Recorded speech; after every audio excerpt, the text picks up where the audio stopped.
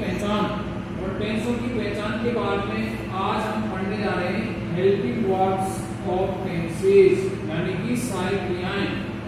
सहायक क्रियाएं बहुत महत्वपूर्ण होती हैं। ये चार्ट आपको दिख रहा है, इस चार्ट को आप अच्छे से समझ सकते हैं कि किस टेंस की कौन सी सहायक क्रिया होती है। अभी हम आपको केवल बेसिक पढ़ा रहे हैं, आगे एडवर्बियल्स के माध्यम से जिस तरीके से एग्जाम में पूछा जाता है वो करेक्ट फॉर्म ऑफ वर्ब्स के लिए, उसके लिए आगे आपको पढ़ाया जाएगा। तो सबसे पहली बात यह है कि सूत्र हमारा यहाँ पे लिखा हुआ है subject plus HB plus MB plus object plus etc.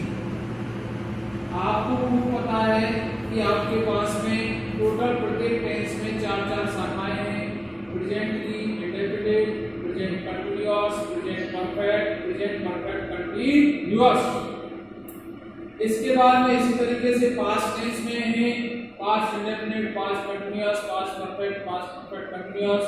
Future में है future indefinite, future continuous, future perfect, future perfect continuous. अब सबसे पहले बात करते हैं हम प्रेजेंट टेंस की।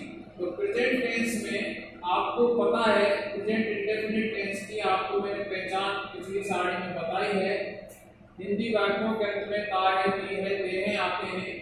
और इसके लिए आपको जब इसको आप वाक्य को बनाओगे इंग्लिश में, तो इंग्लिश में वाक्य को बनाने के लिए आपको सहायक क्रियाओं का प्रयोग करना पड़ेगा। लेकिन ध्यान रहे कि ये एक वचन कर्ता की सहायक क्रिया है डस, और बहुवचन कर्ताओं में लगेगी डू। लेकिन विशेष बात ये भी ध्यान रखनी है इसके साथ साथ कि इसमें आपको ये सहायक क्रियाएं अपनी नकारात्मक वाक्यों से चालू होंगी, यानी कि इन सहायक क्रियाओं को नकारात्मक व प्रश्नवाचक वाक्यों में ही प्रयोग किया जाएगा और सकारात्मक वाक्यों में नहीं किया जाएगा। कंटीन्यूअस टेंसों में सहायक क्रियाएं प्रेजेंट कंटीन्यूअस में इज, एम और आर। एम का प्रयोग आई सब्जेक्ट के साथ होगा और ये एक वचन कर्ताओं के साथ होगा, ये बहुवचन कर्ताओं के साथ होगा। इसी तरीके से परफेक्ट टेंस में जब हम चलेंगे तो हैज का प्रयोग एक वचन कर्ताओं के साथ और इसका प्रयोग बहुवचन कर्ताओं के साथ होगा। ये आप पिछली कक्षा में अच्छे से पढ़ चुके हैं, लेकिन अभी हमें आपको रिवाइज करना बहुत जरूरी है, क्योंकि शास्त्रों में भी लिखा है कि जैसे जैसे आप रिवाइज करोगे तो विद्या जो खर्चे जो बढ़े दिन दूनी है जाए वाली बात है।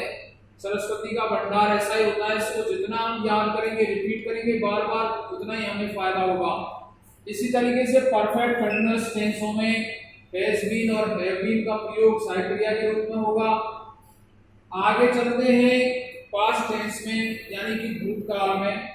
और भूतकाल में गुजरे हुए समय की बात होती है और इस टेंस में सहायक क्रियाएं पास्ट इंडेफिनिट टेंस में डिड का प्रयोग होता है सभी कर्ताओं के साथ। लेकिन ये भी ध्यान रखना है बच्चों कि हमें सहायक क्रिया सकारात्मक वाक्यों में नहीं लगानी है, नकारात्मक व प्रश्नवाचक वाक्यों में ही डिड का प्रयोग होगा। ये बहुत अच्छे से आपको ध्यान रखना है। इसके बाद क्रिया की फर्स्ट फॉर्म का प्रयोग होता है। पास्ट कंटीन्यूअस टेंस में वाज और वर ये हेल्पिंग वर्ब होती हैं और पास्ट परफेक्ट टेंस में हैड का प्रयोग होता है और पास्ट परफेक्ट कंटीन्यूअस टेंस में हैड बीन का प्रयोग होता है। ये आपको अच्छे से ध्यान रखना है। इसके बाद में जो हमारा अगला टेंस आता है वो है फ्यूचर। फ्यूचर यानी भविष्यकाल। फ्यूचर में सभी जगह पर विल सेल है, लेकिन उसमें कुछ जुड़ जाता है एक्स्ट्रा। ये हमें ध्यान रखना है कि फ्यूचर इंडेफिनिट टेंस में विल कहाँ लगेगा, सेल कहाँ लगेगा। तो जब कर्ता आई और बी हो तो सेल का प्रयोग होता है। जब कर्ता आई और बी हो तो हम सेल का प्रयोग करते हैं आई और बी में। शेष सभी कर्ताओं में विल का प्रयोग होगा। इसी तरीके से जब हमारी बात होगी फ्यूचर कंटीन्यूअस टेंस की, तो फ्यूचर कंटीन्यूअस टेंस में विल बी और शैल बी का प्रयोग होगा। आईएनजी फॉर्म ऑफ वर्ब लगेगी जो आपको आगे बताई जाएगी। इसी प्रकार से आगे चलते हैं फ्यूचर परफेक्ट टेंस में। तो फ्यूचर परफेक्ट टेंस में विल हैव और शैल हैव सारी क्रियाएं लगेंगी, और फ्यूचर परफेक्ट कंटीन्यूअस टेंस में विल हैव बीन और शैल हैव बीन सारी क्रियाओं का प्रयोग होगा। अब अच्छे से आपको कॉपी में नोट भी कर लेना है, पूरा ध्यान रखना है कि ये हमें बहुत महत्वपूर्ण रहेगा। जिन बच्चों को अच्छे से याद है उनके लिए धन्यवाद है, लेकिन जिन्हें याद नहीं है, कुछ कमजोर बच्चे भी होते हैं, तो उनको भैया अच्छे से याद रखना है आपको कि गुरुजी ने हमें आज 12 टेंसों की सारी क्रियाएं पढ़ाई हैं, तो उन सारी क्रियाओं को आपको याद करना है। अब अगला जो इसमें टॉपिक आता है वो है मेन वर्ब्स, यानी कि हेल्पिंग वर्ब के बाद में हमारी जो है मेन वर्ब्स को आपको बहुत अच्छे से समझना है। मेन वर्ब्स और टेंसेस यानी कि मुख्य क्रियाएं, और क्रियाओं के बिना भी वाक्य का बनना असंभव होता है।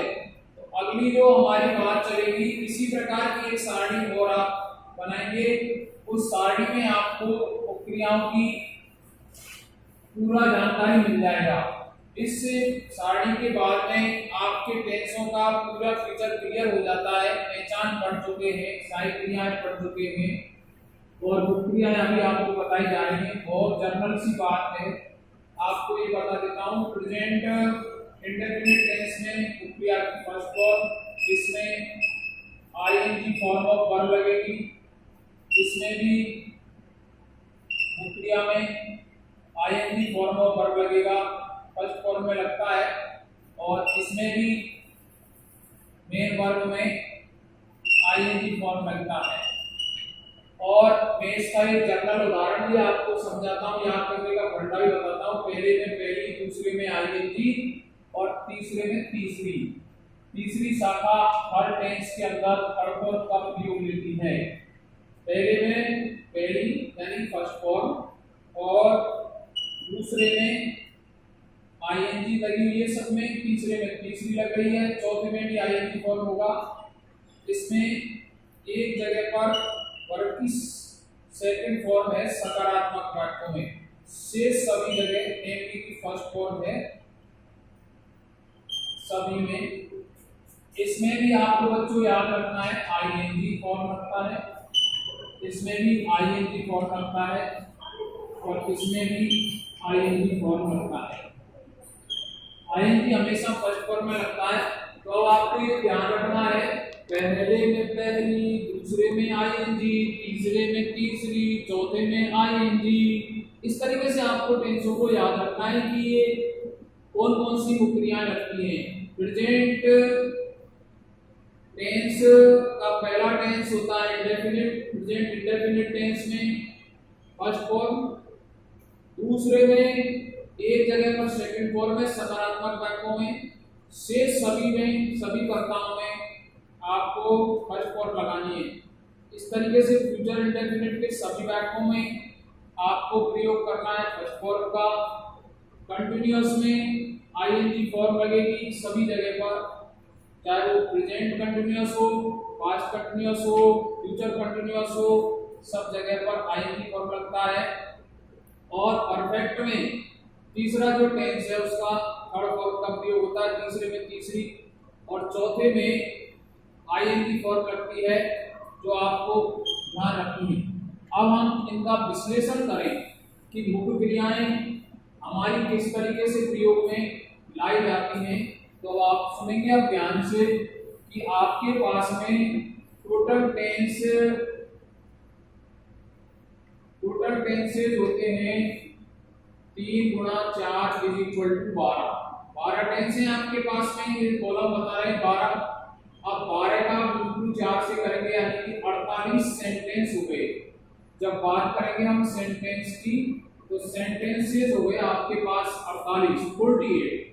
तो बच्चों ये ध्यान रखना है, आपके पास में आईएनजी की 4 4 4 12 और 4 4 4 12, यानी कि एमपी फर्स्ट में आईएनजी फॉर्म वाले जो टेंस हुए वो बेटे आपके पास में 24 हुए, यानी कि आधे वाक्यों में आपकी आईएनजी फॉर्म ऑफ वर्ब लगती है।